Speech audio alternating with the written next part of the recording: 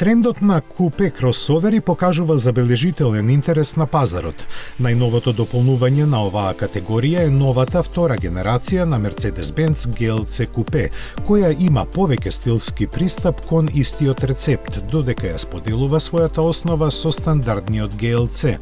Од него е превземен изгледот на предницата, додека наведнатата линија на покривот и целосно редизајнираниот заден дел го издвојуваат. Ова во голема мера се должи на потенките LED задни светла, кои се поврзани едни со други. Интегрираниот спойлер сместен под силно наведнатото задно стакло, истакнатиот заден браник и големата доза на хромирани детали го интензивираат впечатокот на новитетот. Каросеријата е продолжена за 31 мм и постигната е подобра аеродинамична ефикасност од претходникот. Внатрешноста е во потполност превземана од донаторот. Возачот за основните параметри се информира преку 12,3-инчната дигитална инструмент табла, додека централно на навалената централна конзола поставен е 11,9-инчен екран на допир, усвојувајќи ја на новата верзија на инфозабавниот MBUX систем. За аудиофилите ќе се нуди Burmester 3D Surround System со 15 звучници од 710 вати. Поради купеовската форма жртвуван е просторот за главите, но остатокот од внатрешноста се чини дека е просторна како во стандардната верзија. Од продолжувањето на каросеријата профитираше багажниот простор и сега е поголем за 45 литри, бележејќи вкупно 545. Сепак, товарниот капацитет е многу жртвуван кај приклучните хибриди кои располагаат со само 390 литри поради батеријата.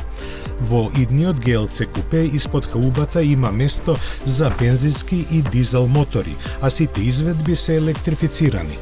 Постоја 4 изведби со 48 волтни благи хибриди и 3 со приклучни хибриди. Дволитрениот турбобензинец во почетниот модел GLC 200 бележи вкупна сила од 204, додека помоќниот GLC 300 развива 255 коњи. Турбодизел моторот е исто така дволитрен со 4 цилиндри. Тој испорачува 194 коњски сили во GLC 200D, односно 269 коњски сили во GLC 300D. 48 волтниот благ хибриден систем е ангажиран во сите изведби. Кога е потребно, придонесува дополнително со 23 коњски сили и 148 Нм. Што се однесува до изведбите со приклучен хибрид, сите тие се опремени со еден електричен мотор кој произведува 100 киловати и батерија од 31,2 киловат-часови, што нуди опсег на струја до 131 км во зависност од варијантата. GLC 300E има комбинирана моќност од 313, а GLC 400E ја издигнува на 381 коњска сила. Комбинацијата дизел со електрична енергија се крие зад GLC 300DE, која испорачува 335 коњи.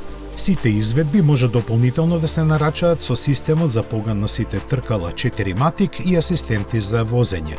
Мерцедес не ги откри цените за новиот GLC купе, но судејќи според трендовите, несомнено ќе биде значително поскап од неговиот претходник.